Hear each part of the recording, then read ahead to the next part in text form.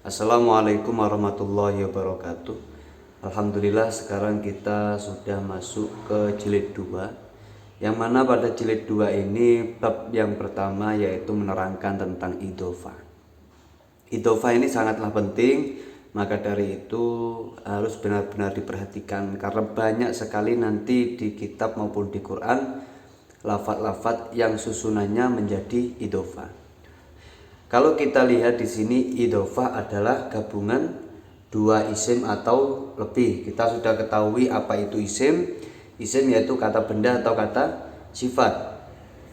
Isim juga ada tanda-tandanya yaitu tanwin, al, jar, kemasukan huruf jar atau setelah nida. Itu adalah isim. Nah, kalau kita sudah paham tentang isim, termasuk isim isim masdar yang kita pelajari, isim fa'il, isim mausul dan lain-lainnya, maka kita belajar sekarang tentang idhofah. Idhofah adalah gabungan dua isim atau lebih. Kata pertama, kalau di buku kata pertama disebut mudhof. Mudhof hukumnya tanpa al, tanpa tanwin, dan tanpa nun. Setelah selain mudhof itu namanya mudhof ilaih. Mudhof ilaih hukumnya jar. Apa itu jar? Jar itu adalah kasroh. Tapi kalau di tasniyah yang kita pelajari kemarin, jarnya isim tasniyah ditandai dengan aini. Jadi kan nggak pasti kasroh. Atau pada jamak mudzakkar salim, jarnya ditandai dengan ina. Kemarin una atau ina. Nah, kalau una itu rofaknya, nasab dan jarnya dengan ina. Ciri-ciri idhofah sendiri ada ciri-cirinya. Ciri-cirinya pokoknya kalau kita tahu artinya nanti ya, antara isim yang satu dengan yang lainnya ini tidak pantas diberi yang. Untuk lebih jelasnya kita langsung ke contoh.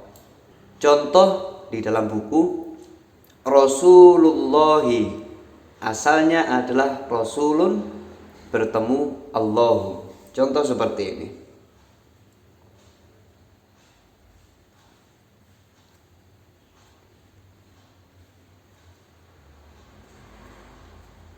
Rasulun bertemu Allahu.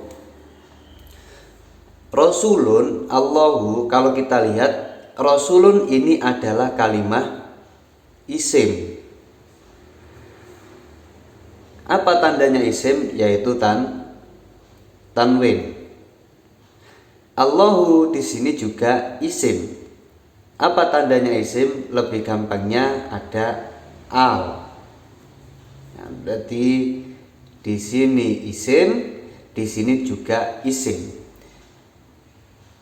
Penggabungan dua isim ini dinamakan idhofah. Kata pertama disebut mudhof. Mudhof hukumnya tanpa al, tanpa tanwin, tanpa nun. Di sini namanya adalah mudhof. Selain mudhof disebut mudhof ilaih, hukumnya adalah jar.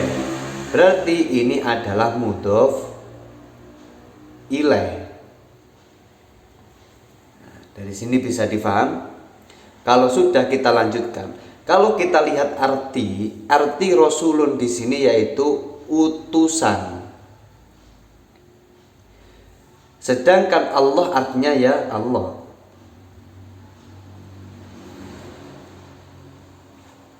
Kalau kita lihat penggabungan idhofah adalah gabungan dua isim atau lebih. Dua isim ini mau dijadikan satu.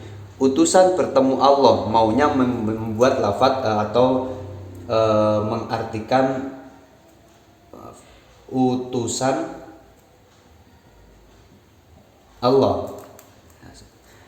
Muhammad adalah utusan Allah. Nah, seperti itu kan. Berarti harus ada dua isim yang digabungkan. Nah, gabungan dua isim ini namanya idhofah. Tapi tidak semua isim, ada dua isim langsung diidhofahkan, itu tidak pasti. Ada ciri-cirinya. Yang pertama, antara isim yang satu dengan yang lainnya tidak pantas diberi arti yang. Ini salah satu syaratnya.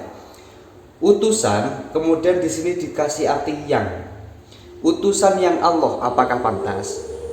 Nah, kalau tidak pantas berarti di sini harus dijadikan idhofah. Utusan yang Allah kan tidak pantas. Kalau tidak pantas berarti dijadikan idhofah. Kalau idhofah kita masukkan kaidah-kaidahnya mudhof tanpa al, tanpa tanwin dan tanpa nun. Kita lihat apakah di sini ada al, ternyata tidak ada. Apakah di sini ada tanwin? Ini tanwin. Berarti yang awalnya tanwin di situ tidak boleh ditanwin. Rasulun menjadi rasulu. Kemudian apakah ada nun? Ternyata tidak ada. Dalam arti nunnya di sini nun tambahan ya. Bukan nun huruf asli tapi nun tambahan. Nanti kita buatkan contoh yang tambahan. Allahu kalau sudah tanpa al, tanpa tanwin, tanpa nun, kemudian kita masukkan kaidahnya mudhof ilaih. Ini adalah mudhof ilaih. Mudhof ilaih hukumnya jar. Apakah Allahu di sini sudah jar? Ternyata masih rofa. Karena rofa berarti kita harus jarkan. Allahu maka menjadi Allah, Allahi. Rasulun bertemu Allahu maka membacanya menjadi Rasulullahi. Ini alasannya. Jadi kalau ada pertanyaan kenapa di situ kan Rasulun isim, kenapa tidak ada al kok tidak ditanwin? Alasannya karena menjadi mudhof. Emang kalau mudhof kenapa? Mudhof itu hukumnya tanpa al, tanpa tanwin, tanpa nun. Makanya tanwinnya dibuang atau diganti. Yang awalnya tanwin tidak boleh ditanwin. Rasulun menjadi rasulu. Allahi kok dibaca Allahi, kok enggak Allah atau Allahu? Karena menjadi mudhof ilaih. Kalau mudhof ilaih kenapa? Mudhof ilaih hukumnya jar. Nah, sampai sini bisa difaham. Contoh lagi.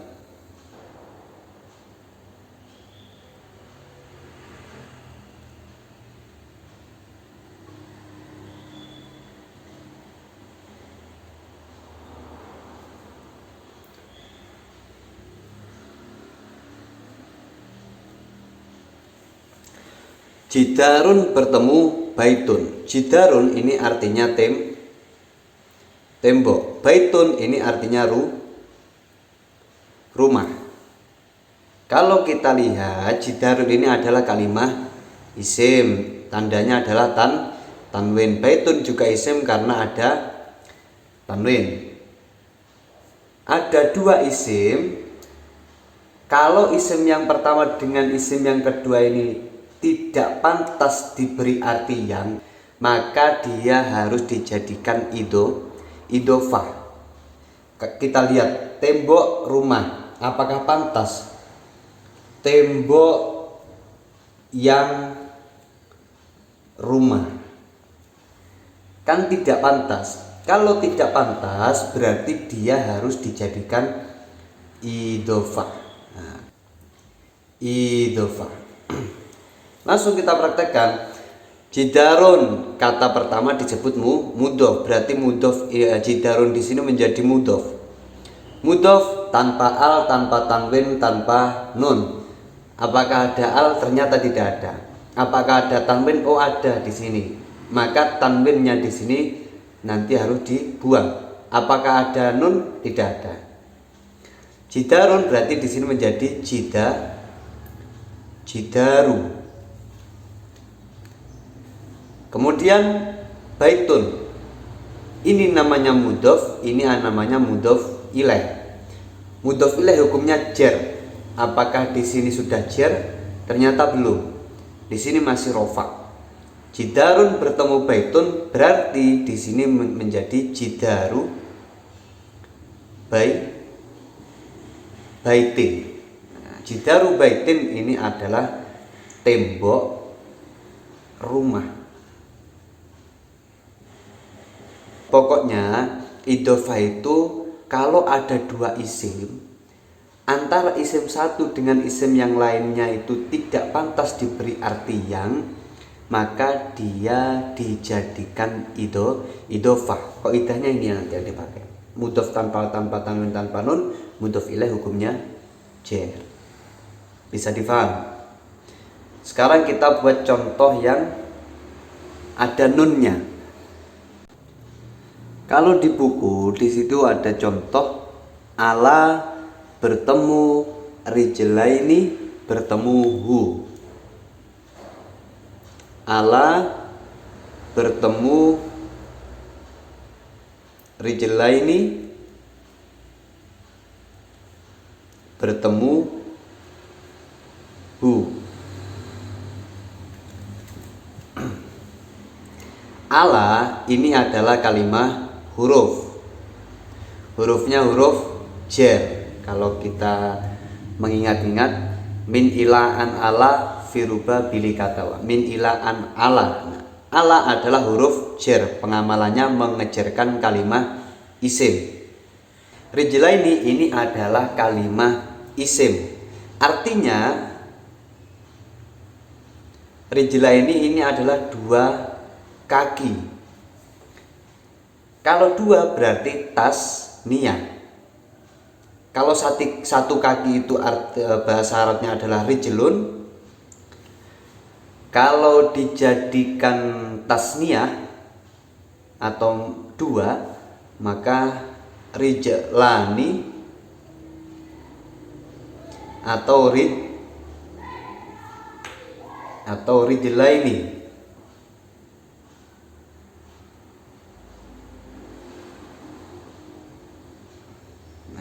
Ini satu kaki, ini adalah dua kaki.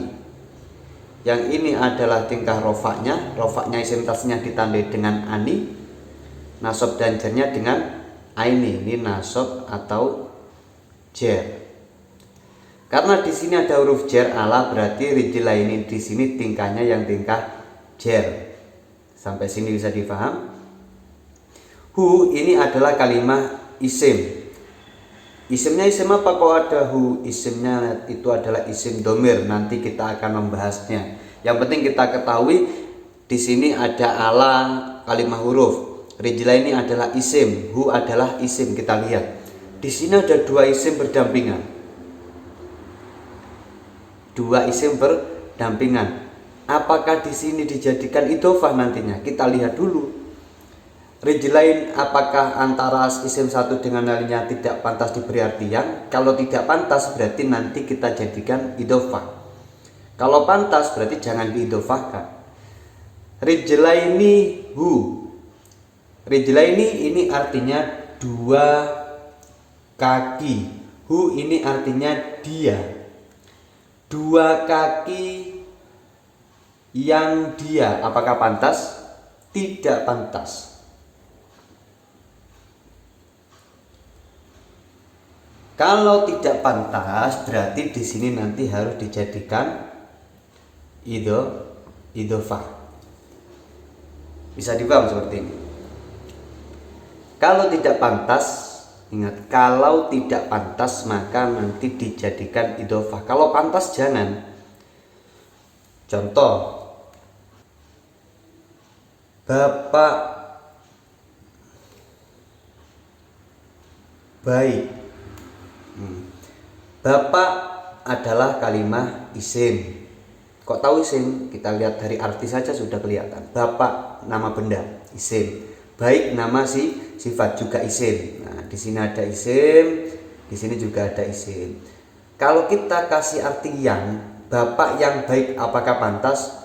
Pantas. Kalau pantas berarti bukan idhofah. Di sini bukan idhofah. Kalau tidak pantas maka dijadikan idhofah. Karena rijlaini dan hu ini artinya dua kaki, hu-nya adalah dia, kemudian tidak pantas diberi arti yang, atau di antara isim satu dengan lainnya diberi arti yang, maka dia dijadikan idhofah. Kalau idhofah ya sudah kita tentukan, kita masukkan kaidah ini. Kata pertama disebut mudhof. Mudhof tanpa al, tanpa tanwin, tanpa nun, dalam kurung tambahan. Apakah? Nah, berarti di sini adalah mudhof. Ini adalah mudhof ilaih.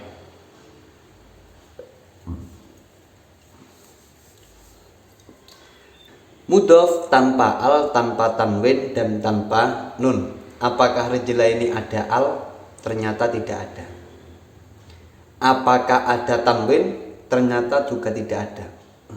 Apakah ada nun? Ada di sini nun.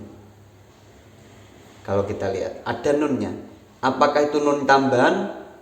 Pasti tambahan, karena apa? Asalnya adalah rijlun. Tambahannya karena tasniyah maka ditambahi aini. Berarti nunnya ini nun tambahan. Berarti harus dibuang. Berarti di situ menjadi ala rijlai. Ini kan? Karena nunnya dibuang, rijlai ini menjadi rijlai. Hu kemudian adalah isim mudhof ilaih. Mudhof ilaih hukumnya jar. Ala rijlaihi. Maka menjadi ala rijlaihi. Bisa difaham?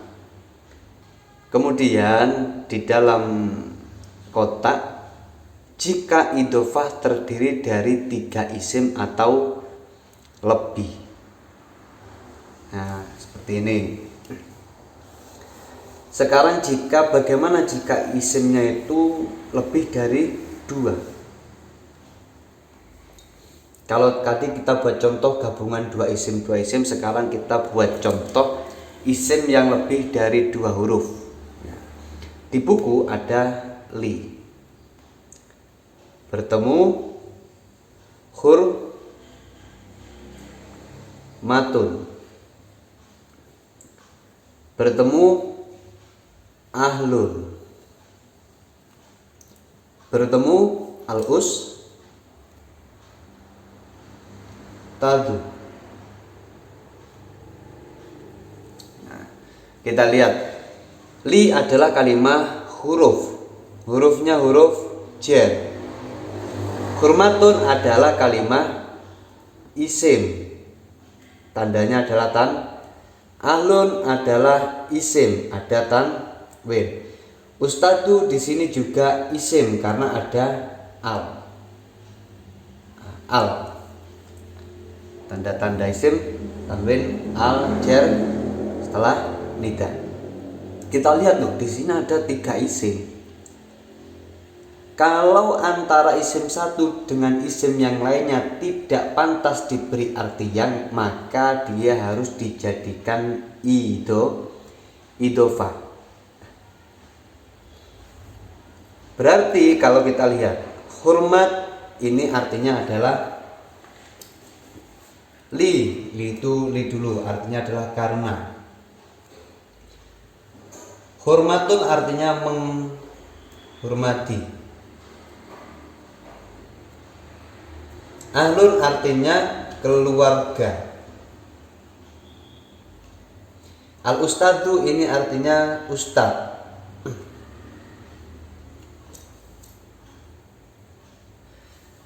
Kita lihat, ini nggak usah diikutkan, yang dijadikan idhofah hanya yang isim-isimnya saja ini, linya jangan. Berarti hormatun artinya menghormati. Menghormati yang keluarga. Apakah pantas menghormati yang keluarga? Hormatun ahlun, menghormati yang keluarga, kan tidak pantas. Kalau tidak pantas berarti 2 ini nanti dijadikan idhofah. Karena di sini ada 3, kemudian kita lanjut, keluarga yang ustad. Pantas enggak? Keluarga yang ustad. Ahlun yang ustad, keluarga yang ustad, tidak pantas juga. Berarti 3-3-nya ini nanti harus dijadikan idhofah. Sampai sini bisa dipaham? Kalau tidak pantas diberi artian, berarti ini semua nanti diidhofahkan. Kita hapus dulu. Kita sudah tahu artinya, hormatun menghormati, Ahlun artinya keluarga, ustadzu itu artinya guru. Hurmatun kata pertama disebut mudhof, dan berarti di sini mudhof. Ahlun selain mudhof disebut mudhof ilaih. Ini namanya mudhof ilaih. Ini juga mudhof ilaih. Mudhof ilaih. Mudhofnya hanya satu, selainnya disebut mudhof ilaih. Tapi untuk yang berada di tengah-tengah di sini namanya mudhof ilaih, cuman hukumnya nanti dua. Mudhof ilaihnya juga masuk, mudhofnya juga masuk. Kaidahnya nanti kedua. Kalau yang awal hanya cukup mudhofnya saja, kalau yang akhir sendiri mudhof ilaih. Kalau yang di antara awal dan yang akhir kok ada isim lagi, itu nanti hukumnya dua. Mudhofnya juga ikut, mudhof ilaihnya juga ikut, tetapi namanya tetap mudhof ilaih. Namanya mudhof ilaih, cuman hukumnya mudhof nanti juga ikut. Berarti kalau di sini mudhof tanpa al, tanpa tanwin, tanpa nun tambahan. Apakah ada al? Tidak ada. Apakah ada tanwin? Ada. Apakah ada nun? Tidak ada. Berarti tanwinnya di sini dibuang. Berarti li kita turunkan dulu. Li adalah kalimah hurufnya huruf jar, pengamalannya mengejarkan kalimah isim. Hurmatun adalah isim. Berarti ini nanti dijarkan oleh li. Hurmatun ada tanwin karena mudhof tanpa tanwin, maka tanwinnya dibuang. Hurmatun menjadi li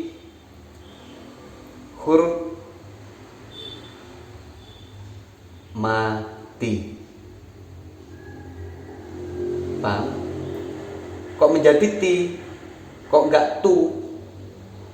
Karena kemasukan huruf jar mengejarkan kalimah isim. Hurmatu berubah menjadi lihur mati. Alun adalah mudhof ilaih. Tapi karena di antara letaknya di tengah-tengah, maka di sini hukumnya dua, mudhof dan mudhof ilaih juga masuk. Pertama mudhofnya dulu, ahlun tanpa al, tanpa tanwin, tanpa nun, ada tanwinnya, berarti ahlun menjadi ahlu, kan seperti itu. Kemudian hukumnya mudhof ilaih hukumnya jar. Oh, ahlu berubah lagi menjadi ahli karena mudhof ilaih hukumnya jar. Berarti kita hapus ahlinya. Kalau sudah, kemudian ustadznya ini menjadi mudhof ilaih. Mudhof ilaih hukumnya jar. Al ustadzu rofa, maka kita harus jarkan. Al ustadzu menjadi li hurmati ahlil tadi. Li bertemu hurmatun, bertemu ahlun, bertemu ustadzu, al ustadzu, maka menjadi li hurmati ahlil tadi. Mungkin bisa difaham, bisa diulang-ulang nanti videonya. Kalau belum paham, terus diulang-ulang sampai paham. Sekarang kita satu contoh lagi di soal. Kita jawab nomor 3. Satu contoh saja. Kita hapus dulu. Jadikan susunan idhofah. Nah, di situ ada soal seperti ini.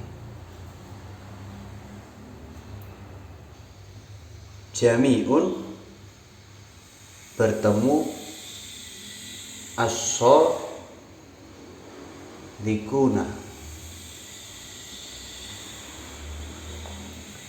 Kalau kita lihat jami'un di sini adalah isim.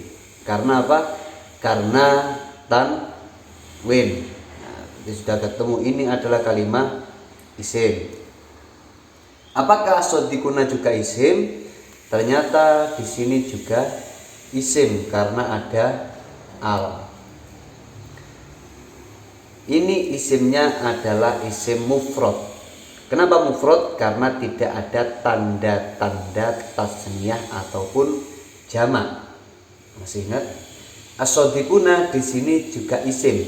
Mufrad tasniyah apa jamak? Ternyata as-sadiquna di sini adalah jamak karena ada una. Kalau kita lihat di buku, una, ina itu adalah jamak. Jamaknya apa? Jamak mudzakkar salim. Jamak mudzakkar salim. Berarti jami'un di sini menjadi mudhof. As-sadiquna di sini adalah mudhof ilaih. Kita langsung masukkan kaidahnya. Mudhof tanpa al, tanpa tanwin, tanpa nun. Tidak ada al, tidak ada nun, tetapi ada tanwin. Berarti tanwinnya harus dibuang. Jami'un menjadi jami'u. Jami'u. Di sini adalah mudhof ilaih. As-sadiquna mudhof ilaih. Mudhof ilaih hukumnya adalah jar. As-sadiquna apa sudah jar? Ternyata belum. Ini adalah tingkah rofa. Kok tahu rofa? Kalau kita baca bab mufrad tasniyah jamak, kan ada jamak mudzakkar salim, rofanya ditandai dengan una. Karena di sini una berarti di sini masih tingkah rofa. Karena mudhof ilaih hukumnya jar, berarti kita harus rubah ke tingkah jar. Tingkah jar jamak mudzakkar salim ditandai dengan ina. Una, ina. As-sadiquna berarti menjadi as-sadiqina.